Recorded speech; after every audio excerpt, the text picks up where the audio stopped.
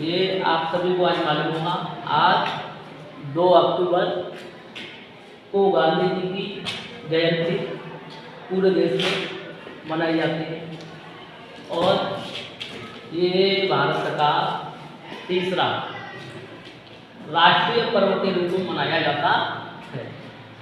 और उनका जन्म कब हुआ, कहाँ पर हुआ था, इसके बारे में क्यों मनाया जाता है, उनको राष्ट्रपिता क्यों कहा गया,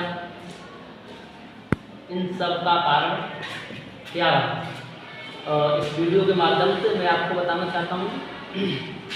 महात्मा गांधी का जन्म 2 अक्टूबर 1869 गुजरात के पोरबंदर नामक स्थान पर हुआ। उनके पिता का नाम करमचंद गांधी था तथा उनकी माता का नाम पुतलीबाई था। उनके 3 भाई थे और वो 3 भाई थे उनके और 4 पुत्र थे।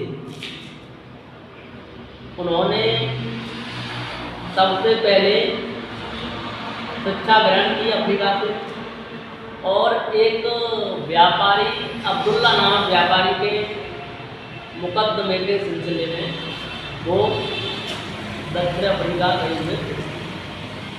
वहाँ पर उन्होंने देखा कि वहाँ के जो लोग थे, जो भारतीय निवासी या भारतीय मूल के लोगों के साथ क्या व्यवहार किया जाता था, काले और गोरे में भेद तथा उनको बहुत ही दर्द जीवन, भेदभाव की नीतियाँ। जब ये गांधी जी वहाँ पहुँचे तो उन्होंने देखा कि हमारे देश के लोगों के साथ क्या गलत व्यवहार या असमानता का व्यवहार किया जाता है। ये घटना जब और उन्हें पक्का महसूस हुआ जब वो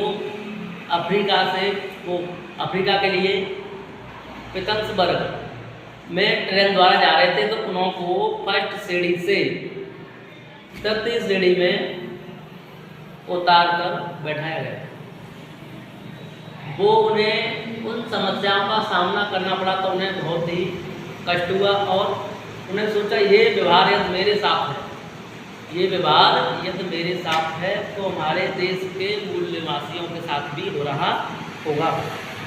तो उन्होंने प्रण लिया कि मैं अपने देशवासियों को यहाँ के अधिकार दिलाने के बाद ही भारत लौटूंगा।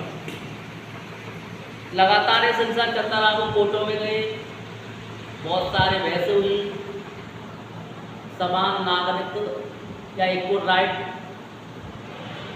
इन सभी बहस होने के बाद भारतीय मूल के नागरिकों के लिए उन्होंने अफ्रीका में काले और गोरे की भेदभाव की नीति का सामना कर रहे लोगों के साथ उनको न्याय दिलाया और 1893 में वो गए और 1915 में भारत लौटे। और यही सिलसिला जब भारत लौटे तो अंग्रेज़ों का गुलाम भारत और वहाँ के रहने वाले किसान जो चंपारण में जो उनके साथ उनका शोषण किया जा रहा था, वहाँ जाकर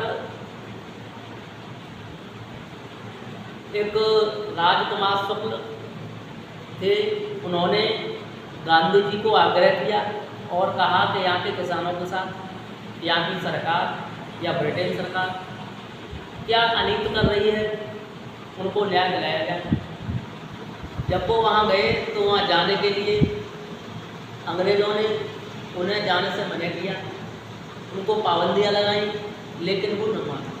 और ये सब होने के बावजूद गांधी जी निडर होकर वहाँ गए।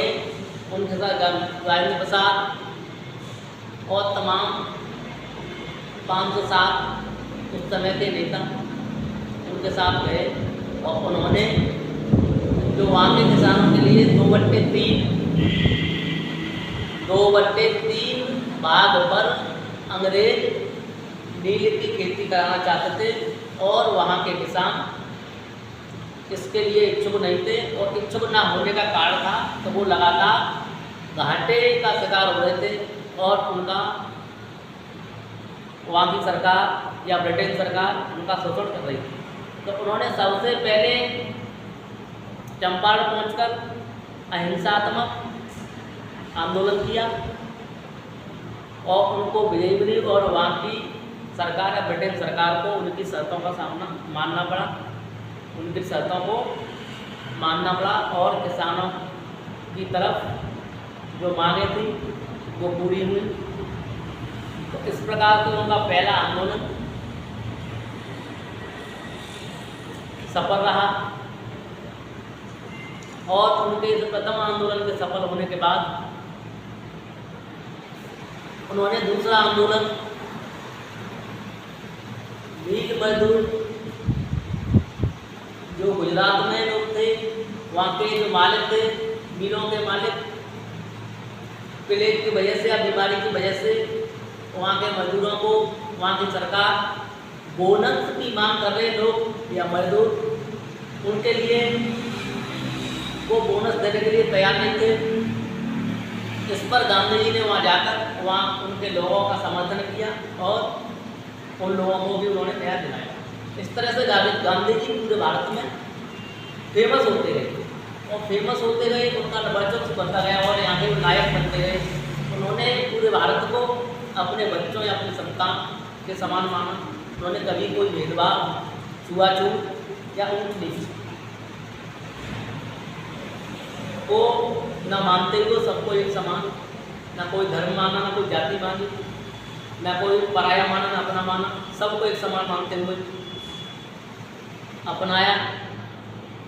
और इस तरह से उन्होंने देश के आंदोलन में, इस देश के स्वतंत्रता में अपना महान योगदान दिया, और योगदान देते हुए उन्होंने 1931, 1932 और 1933 में हुए गोलमेज सम्मेलन में, उन्होंने तीसरा गोलमेज सम्मेलन 1933 में जो ब्रिटेन में हुआ, वहाँ पर वो गए, उन्हें बुलाया गया। उस समय वहाँ के जो राजा या प्रधानमंत्री थे वो थे ब्रिस्टन चर्चिल, और ब्रिस्टन चर्चिल उस समय उस देश के प्रधानमंत्री थे। और उस समय ब्रिटेन था पूरे विश्व पर लगभग 2/3 भाग का उसका शासन था, जिसका कभी भी सूरज अस्त नहीं होता था।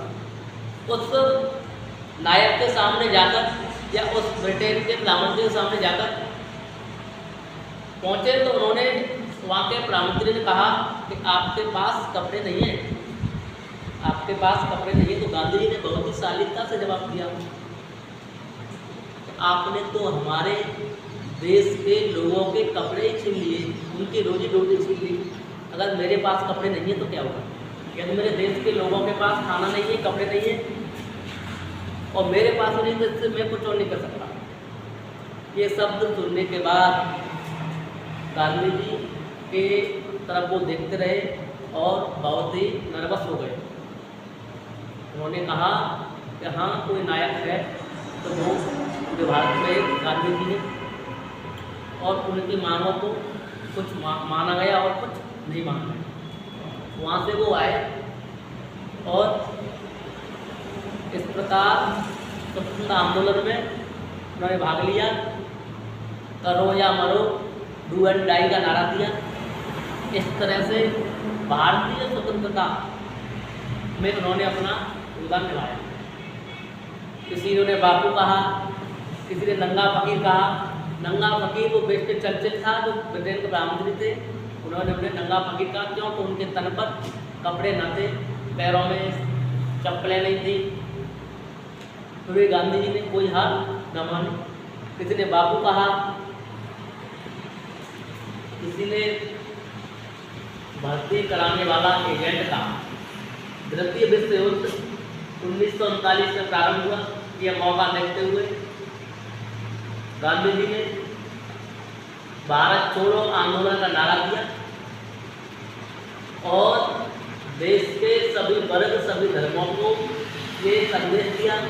उसमें जोश भरा कि अब समय है कि अंग्रेजों भारत छोड़ो, अंग्रेजों भारत छोड़ो, ये छोड़ने के लिए कीजिए, ये नारा देते हुए उन्होंने सभी को इस आंदोलन में शामिल होने के लिए आमंत्रित किया और सभी भारतीयों ने लगभग 80% लोग, जिसमें मजदूर, किसान, निम्न वर्ग के लोग ने भाग लिया और देश को आज़ाद कराया।